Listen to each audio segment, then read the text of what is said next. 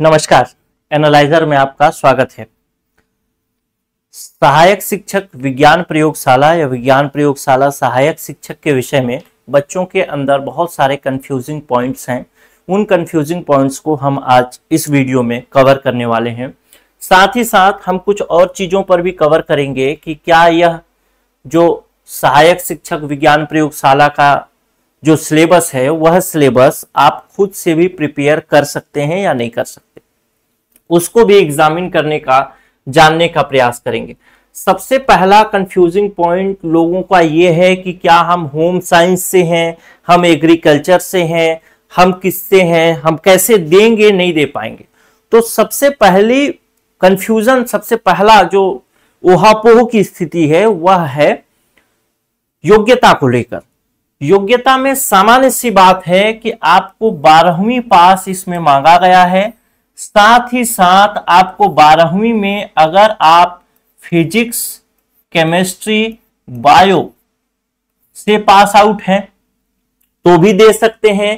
साथ ही साथ physics, chemistry और मैथ्स से पास आउट हैं तो भी दे सकते हैं। कुल मिला के अगर आप 12वीं में विज्ञान लिए हुए हैं, 11वीं 12वीं में आपका विज्ञान समूह है, साइंस ग्रुप है, तो आप इस एग्जाम को दे पाएंगे। पहली बात। दूसरी बात आयु सीमा को लेकर के है कि आयु सीमा कितनी होगी, महिलाओं के लिए कितना होगा, पुरुषों के लिए कितना होगा। तो आयु सीमा सभी के लिए 21 वर्ष से लेकर के 45 वर्ष होगा। सभी के लिए मतलब एसटी, एससी, ओबीसी, इसके अलावा महिला, इसके अलावा दिव्यांग सभी के लिए क्या होगा, 21 से 45 वर्ष के बीच ही होना चाहिए। केवल एक ही वर्ग ऐसा है जो कि जनरल है और पुरुष है। जनरल पुरुष जो है उसके लिए बस आयु सीमा जो है वह 21 से लेकर के 40 वर्ष निर्धारित है। तो यहां तक सारे कंफ्यूजन आपके दूर हो गए होंगे कि योग्यता क्या है। अब जो होम साइंस लिए हुए हैं वो जाहिर सी बात है ये सब चीजें नहीं पढ़े होंगे, तो उनके लिए फिर ये योग्यता काम नहीं आएगी। ठीक है, चलिए अब इसके सिलेबस पर अगर नजर डालें तो सिलेबस काफी लंबा चौड़ा है। सिलेबस में कुछ परिवर्तन भी संभावित है। हो सकता है कि इस बार के सिलेबस में बाल विकास जैसे विषयों को इंट्रोड्यूस किया जाए। चूंकि शिक्षक भर्ती में मैं बाल विकास पढ़ाता आया हूं, तो हो सकता है कि अगर इंट्रोड्यूस भी करता है तो कोई दिक्कत वाली बात नहीं है। जो लोग अगर कोर्स में इनरोल हुए होंगे तो उनको मैं कवर कराऊंगा, कोई समस्या वाली बात। अभी वर्तमान का जो सिलेबस है वह कहता है कि फिजिक्स यानी भौतिकी से 40 प्रश्न, रसायन शास्त्र से भौतिकी से 40, रसायन से 40 और जीव विज्ञान से 20 प्रश्न पूछे जाएंगे। इसके अलावा 50 प्रश्न और होंगे जो गणित से, अंग्रेजी से होंगे, हिंदी से होंगे, कंप्यूटर से होंगे और सामान्य ज्ञान से होंगे। तो इतना बात समझ में आ गया होगा। अगर 150 अंकों के जगह पर 150 अंकों के जगह पर इस बार अगर प्रश्नों की संख्या 100 हो जाती है तो बस रेशियो वही रहेगा, प्रश्न की संख्या कम हो जाएगी। जैसे फिजिक्स का रेशियो जो है 40 का यानी 40/150 गुणे जितना भी परसेंट आए इतना ही परसेंट पूछा जाएगा। अलग से प्रश्न की संख्या कम हो जाएगी, लेकिन जो रेशियो होगा, अंक जो होगा विभिन्न भाग से पूछे जाने की, वो तो सेम ही रहेगा। इसमें कोई दिक्कत वाली बात नहीं।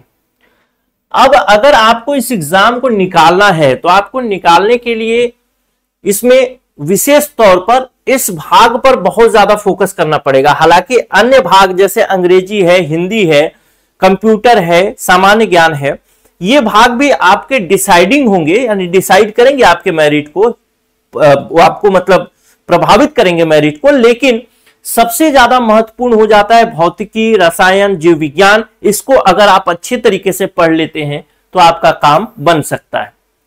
अगर मैं फिजिक्स के ही सिलेबस से शुरुआत करता हूं तो जैसे लिखा है गति, फिर गति एवं बल के नियम, गुरुत्वाकर्षण, फिर आ जाता है आपका बायो, इसके बाद आ जाता है बायो में अगर आप देखेंगे तो जैव विविधता का वर्गीकरण, जीवन की मौलिक इकाई। जैव विविधता का वर्गीकरण किसमें आ जाएगा? आपका इकोलॉजी का पार्ट है, इकोलॉजी इन्वायरमेंट का। इसके अलावा फिर बहुकोशिकीय संरचना, जिसमें उत्तक पढ़ना है, हमारा स्वास्थ्य पढ़ना है, प्रकृतिवाद से इकोलॉजी एंड इन्वायरमेंट का है।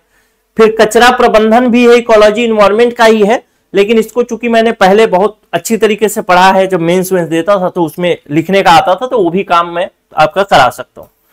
फिर आ जाता है केमिस्ट्री का प्रश्न, पदार्थ, परमाणु संरचना, रासायनिक सूत्र, रासायनिक आबंधन, रासायनिक अभिक्रियाएं, समीकरण। इसके अंतर्गत बहुत छोटे छोटे टॉपिक हैं। वो टॉपिक लगते तो है कि 9th-10th के सिलेबस से है, लेकिन प्रश्न 11th-12th के सिलेबस से पूछा जाता है। चूंकि बच्चे जब पढ़ते हैं, और खासकर कोरोना काल में जो बच्चे पढ़े होंगे तो और भी एकदम से समझ जाइए कि बहुत ही डाउन स्तर पे रहते हैं, बहुत ही निचले स्तर पे रहते हैं, किसी तरीके के पास हो जा रहते हैं। हाइड्रोकार्बन है, कार्य एवं ऊर्जा है, ध्वनि है, कोयला है, पेट्रोलियम है, इस तरीके से अम्ल, क्षार तत्वों का आवर्ती वर्गीकरण, बहुत सारा लंबा सिलेबस है। अगर मैं कहूं कि 10वीं और 9वीं के पूरे सिलेबस को उठा करके रख दिया गया है, तो इसमें कोई अतिशयोक्ति नहीं है, सेम टू सेम उसी सिलेबस को उठा दिया गया है। मैं खिसका रहा हूं तो भी आप देख रहे हैं कि कितना लंबा चौड़ा सिलेबस है। ठीक, अगर भौतिकी की बात करता हूं, अब मैं बात करूं कि क्या आप किसको खुद से भी तैयार कर सकते हैं, तो मेरा जवाब है कि हाँ, आप इसको खुद से भी तैयार कर सकते हैं। आपको किसी प्रकार से कहीं इधर उधर भागने की जरूरत नहीं, लेकिन आपका जो कंसेप्ट है, जो अवधारणा है, बेसिक है, वह अवधारणा जो है वो एकदम से क्लियर होना चाहिए। जैसे मैं आपसे पूछूं, अभी वर्तमान में ही पूछता हूं कि फिजिक्स की बात करूं, भौतिकी की बात करूं, और भौतिकी में आपसे कहता हूं कि आप मुझे बताइए बल क्या होता है, दूसरा बताइए कि कार्य क्या होता है, तीसरा बताइए कि शक्ति क्या होता है, और चौथा बताइए कि ऊर्जा क्या होती है। अब ये पॉइंट तो आप हो सकता है कि परिभाषा से रटे हुए होंगे, रट के ही पास हुए होंगे, या फिर कुछ लोग समझ के पास हुए होंगे। अगर आप परिभाषा से रटे हुए, तब आप बिल्कुल फंस जाएंगे। क्यों? क्योंकि जब फिर मैं पूछूंगा बल और शक्ति में क्या अंतर है, कार्य, ऊर्जा, शक्ति और बल एक दूसरे से कैसे इंटरलिंक्ड हैं, कौन सी छोटी छोटी बातें हैं जो कि बल और शक्ति को अलग करती हैं, तो फिर आप कंफ्यूज हो जाएंगे। आपके सिलेबस में दिया है, मान लेते हैं आपके सिलेबस में ऊपर अगर आप देखेंगे तो आपके सिलेबस में दिया है वृत्तीय गति। ठीक, अब 2019 में जो एग्जाम हुआ, आपके सिलेबस में दिया है वृत्तीय गति। अब वृत्तीय गति में अगर आप देखें तो वृत्तीय गति एक सामान्य सा टॉपिक लिख दिया। अब वृत्तीय गति में आप क्या पढ़ेंगे? सबसे पहले तो आप पढ़ लेंगे परिभाषा कि वृत्तीय गति की परिभाषा क्या होती है। लेकिन अगर 2019 का आप एग्जाम पेपर उठा करके देखें तो परिभाषा से कोई प्रश्न नहीं पूछा। ठीक, आपसे पूछा क्या कि कोणीय वेग क्या होता है, कोणीय त्वरण क्या है, कोणीय वेग क्या है, कोणीय त्वरण क्या है। ठीक, अगर इन सब चीजों को आप अंतर स्पष्ट कर ले पा रहे हैं, कोणीय विस्थापन क्या है या स्पर्श रेखीय त्वरण यह क्या है, हर चीज इसी वृत्तीय गति से जुड़ा हुआ है। लेकिन आप अपने अंतर मन में सोच करके बताइए कि क्या आपको कोणीय वेग की परिभाषा मालूम है, कोणीय त्वरण की परिभाषा मालूम है, कोणीय विस्थापन की परिभाषा मालूम है, स्पर्श रेखीय त्वरण गति की परिभाषा मालूम है, और अगर मालूम है तो इन चारों के बीच अंतर क्या है यह मालूम है। और चलिए अंतर भी मालूम है तो क्या इसमें से आपसे अंकीय प्रश्न देगा, न्यूमेरिक प्रश्न देगा? चूंकि यही प्रश्न तो देता ही देता है, अंकीय प्रश्न देगा तो ये अंकीय प्रश्न आप बनाने की स्थिति में होंगे। एक ही प्रश्न रहेगा जिसमें चारों कॉन्सेप्ट घुसा के पूछेगा, कोणीय वेग क्या है, कोणीय त्वरण क्या है, कोणीय विस्थापन क्या है, स्पर्श रेखीय त्वरण क्या है। इस सब चीज को एक साथ पूछेगा एक न्यूमेरिक में, तो आप बना पाएंगे। अगर बना पाएंगे तो बिल्कुल आप उसी गति में तैयारी करिए और उसी दिशा में तैयारी करिए, बिल्कुल सही रास्ते पर है आप, बिल्कुल सही रास्ते पर है, इसमें कोई दिक्कत वाली बात नहीं। ठीक, अगर दूसरा एक टॉपिक उठा लेता हूं, जैसे आपके ही इसी सिलेबस में दिया है बल।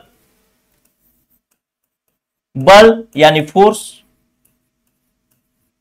ठीक, बल यानी फोर्स। फोर्स के विषय में भी आप पढ़े होंगे कि बल क्या है। लेकिन जब आपसे बल तो पूछ लिया, बल क्या है ये भी पूछ लिया, ये आप जान भी गए कि बल की परिभाषा ये होती है, बल कैसे होता है, वो सारा कंसेप्ट समझ लिया आपने। लेकिन प्रश्न उससे नहीं पूछता। प्रश्न क्या पूछेगा? घर्षण बल से, घर्षण बल से। और घर्षण बल से ही प्रश्न नहीं पूछेगा, घर्षण बल से के अंदर पूछेगा आंकिक प्रश्न, अंक वाले प्रश्न पूछेगा। कि मैं किसी को ऐसे मान लेते हैं, इस रिमोट को ऐसे खिसका रहा हूं, इतने बल से खिसका रहा हूं, कुछ समय के बाद रिमोट जाके रुक जाती है, तो बताइए कि जो घर्षण बल है उसने अपना कितना काम किया। तो वहां पे फिर आपको कार्य भी जानना पड़ेगा। अगर ये सारे कंसेप्ट आपको पता है, अगर घर्षण बल पता है, घर्षण गुणांक क्या होता है पता है, अगर पता है तो बहुत अच्छी बात है, और पता होना भी चाहिए। आपने पढ़ा है तो पता होना अति आवश्यक है। घर्षण गुणांक क्या होता है, ठीक।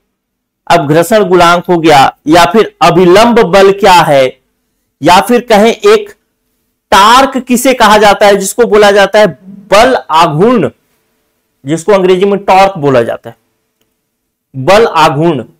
जैसे आप दरवाजा रहता है तो दरवाजा के एक तरफ कब्जा लगा रहता है, तो आप दरवाजे के इस साइड से खिसकाएंगे जिधर कब्जा नहीं है, जिधर आपका वो सिटकिनी वगैरह लगा रहता है लॉक करने का सिस्टम, वो आसानी से खुल जाएगा, एक बच्चा भी खोल सकता है।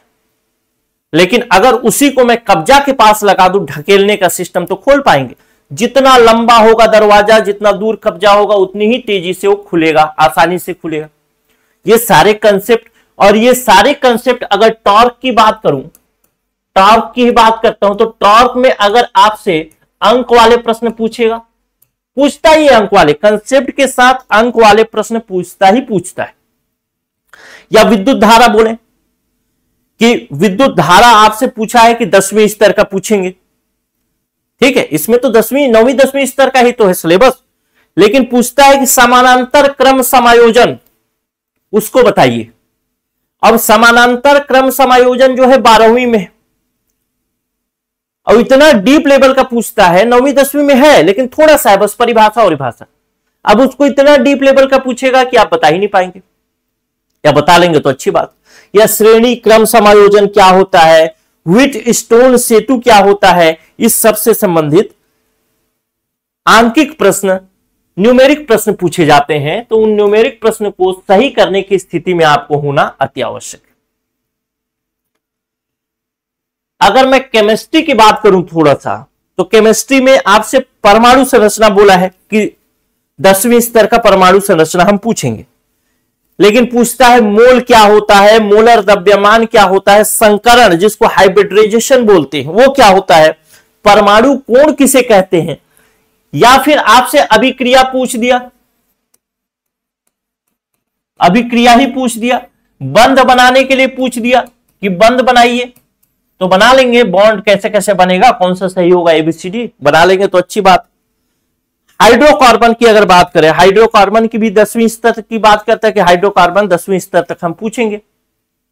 लेकिन उसमें डीप में जाके पूछता है एल्केन क्या होता है, एल्काइन क्या होता है, एल्कालाइन क्या होता है, ये सब चीजें कठिन स्तर में पूछे जाते हैं, आसान नहीं होते। अगर 2019 का प्रश्न देखेंगे तो आपको समझ में आएगा। चाहे अम्ल क्षार से संबंधित प्रश्न सामान्य तौर पर 9वीं 10वीं में पढ़ते हैं कि जो खट्टा है उसे अम्ल बोलेंगे, लिटमस पेपर भी पढ़ते हैं, सब चीजें पढ़ते हैं।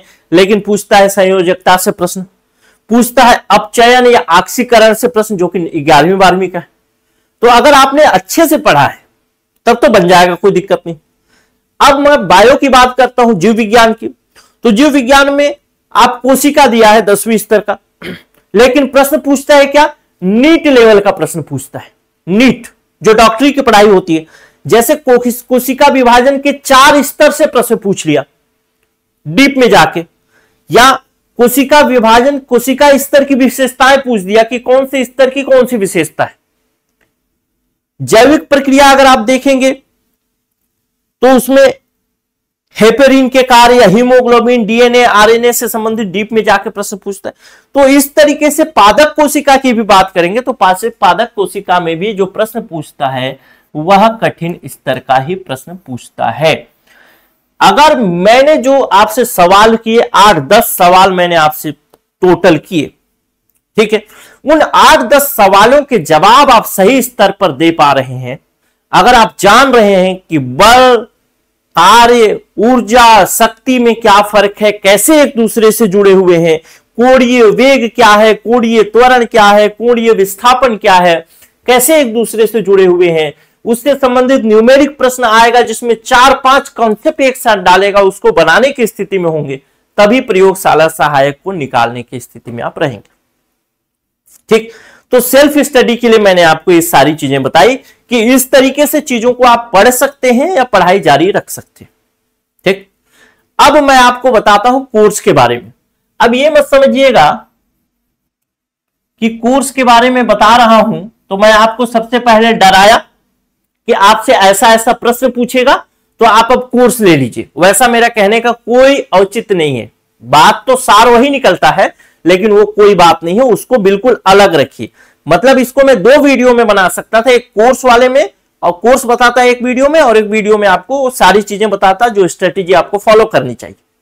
ठीक, लेकिन मैंने एक ही में बता रहा हूं, तो इसको अलग रखिए कोर्स को और स्ट्रेटेजी को अलग रखिए। आप स्ट्रेटेजी फॉलो करिए, अगर सही है 9-10 सवाल जो पूछे वो अगर आप सही से बना ले रहे हैं, जान जा रहे हैं, कोई दिक्कत नहीं। आपके दिमाग में पूछा कि टॉर्क क्या है, आपको समझ में आया हर चीज, कोई दिक्कत नहीं है, आपका एग्जाम में होना ही होना है, एकदम 100% होना है, कोई समस्या नहीं। ठीक, कोर्स की अगर बात करूं तो विज्ञान प्रयोगशाला सहायक के लिए कोर्स में आपको वीडियो क्लास के साथ साथ पीडीएफ नोट्स भी उपलब्ध हो रहा है। अब मैं कोर्स की बात कर रहा हूं, जो भी आप पढ़ेंगे उसको आपको नोट डाउन करने की जरूरत नहीं होगी। और इस कोर्स की एक विशेषता और होगी, जैसे कि मैंने आपको बताया कि अंकित प्रश्न बहुत पूछता है, अंक वाले प्रश्न, न्यूमेरिक प्रश्न बहुत पूछता है। तो इस बार हमने 2 चीजें हमने इसके लिए किया है। सबसे पहला बात तो जो क्लास होगी, क्लास को आखिरी में एक बार रिवाइज कराया जाएगा उसी क्लास के अंतिम में, ताकि आपका पूरा का पूरा क्लास 2 मिनट 5 मिनट में रिवाइज हो जाए। क्लास के साथ साथ भी अंक वाले प्रश्न शामिल होंगे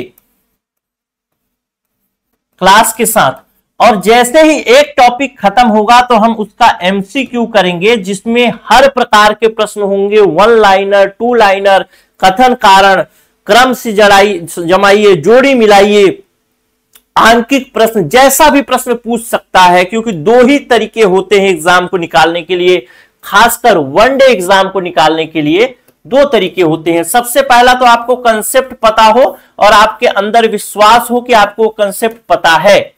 दूसरा है कि आपको किस स्तर का प्रश्न यानी एमसीक्यू पूछता है एग्जाम में वो पता हो। अगर ये दोनों चीजें आप कर लेते हैं, बस 2 ही चीजें हैं, दोनों चीजें कर लेते हैं तो आप बिल्कुल सही रास्ते पर हैं, आपका एग्जाम निकलना ही निकलना है, कोई दिक्कत नहीं।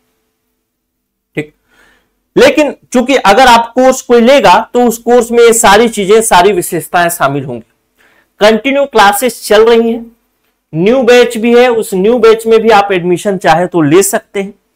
जो बच्चे दूरस्थ क्षेत्र में रहते हैं, जिनके यहां इंटरनेट का इशू रहता है, नेट का इशू रहता है, वो लोग वीडियो को डाउनलोड कर सकते हैं, डाउनलोड करके देख भी सकते हैं, कोई दिक्कत नहीं है। पीडीएफ को डाउनलोड करके प्रिंट भी करा सकते हैं।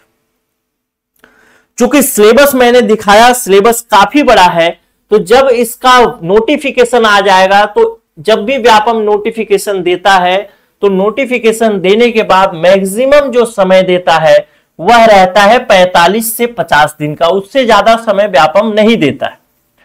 और अगर 45 से 50 दिन में चीजों को कवर करना है तो मैं दावे के साथ ये बात तो कह ही सकता हूं कि ये पूरा का पूरा सिलेबस 45 से 50 दिन में एक बार रिवाइज तो हो सकता है, पूरा पढ़ा नहीं जा सकता किसी भी हाल में। तो अगर आपको तैयारी करनी है, 200 के लगभग पद आ रहे हैं इसमें, तो तैयारी करनी है तो आपको अभी से तैयारी करनी होगी, ताकि 200 में से 1 पद आपका हो। और जिस हिसाब से अगर क्लास की बात करें, अगर क्लास नहीं भी लेते हैं तो आप भी उसी हिसाब से पढ़िएगा खुद से, कि आपको कंसेप्ट पता है पूरा, उसके बाद उससे संबंधित बहुविकल्पीय प्रश्न करके देखिएगा आपसे बन रहा है कि नहीं बन रहा है। उसके बाद ही आप समझिएगा कि आप सही रास्ते पर हैं। किसी बच्चे को अगर कोर्स ज्वाइन करना है तो उसके लिए नंबर लिख देता हूं 94 064 21 014, ये नंबर है। इसमें आप व्हाट्सएप में मैसेज करेंगे प्रयोगशाला सहायक कोर्स, हिंदी में लिख दे रहा हूं, आप अंग्रेजी में लिख सकते हैं, शाला सहायक कोर्स। ठीक, जब आप इस नंबर पे व्हाट्सएप में मैसेज करेंगे तो वहां से आपको रिप्लाई मिलेगा। इस नंबर में मैसेज करने का एक फायदा ये भी है, आप चाहे तो डायरेक्ट हमारा एप्लीकेशन डाउनलोड कर सकते हैं, उस ऐप से भी कोर्स ले सकते हैं। लेकिन इस नंबर पे अगर मैसेज करेंगे तो आपको इस कोर्स में चलने वाले कुछ डिस्काउंट अगर होंगे तो वो डिस्काउंट आपको अवेलेबल हो जाएंगे, वो फायदा आपको होगा। डायरेक्ट ऐप से लेंगे तो वहां पे कोई डिस्काउंट नहीं मिलेगा। तो यहां पे इस नंबर पे व्हाट्सएप करके आप मैसेज कर सकते, मतलब बात कर सकते हैं कि कोर्स लेना है मुझे। अब एक सेकेंडरी बात ये रहा, ये तो पहली बात हो गई। दूसरी बात कि आप इसका सिलेबस वगैरह चाहते हैं तो टेलीग्राम चैनल का लिंक भी दिया है, उस टेलीग्राम चैनल से भी जुड़िए। और एक महत्वपूर्ण बात, आप व्हाट्सएप ग्रुप से जरूर जुड़िए,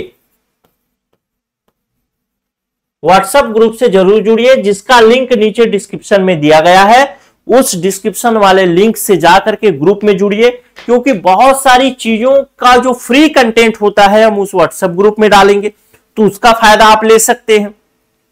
टेलीग्राम चैनल पे डालेंगे, उसका फायदा आप ले सकते हैं।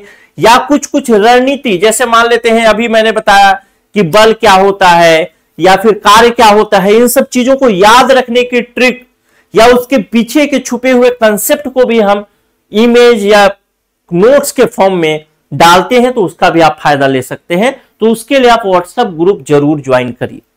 और अगर आप संभव हो, आपके पास शुल्क हो, पैसा हो, तो काफी लंबा सिलेबस है, तो आप चाहें तो कोर्स भी ले सकते हैं। कोर्स लेकर के अपनी तैयारी को बेहतर बना सकते हैं। खुद से तैयारी करेंगे तो खुद से भी करिए, थोड़ा मेहनत ज्यादा लगेगा, बाकी कोई दिक्कत नहीं। नमस्कार।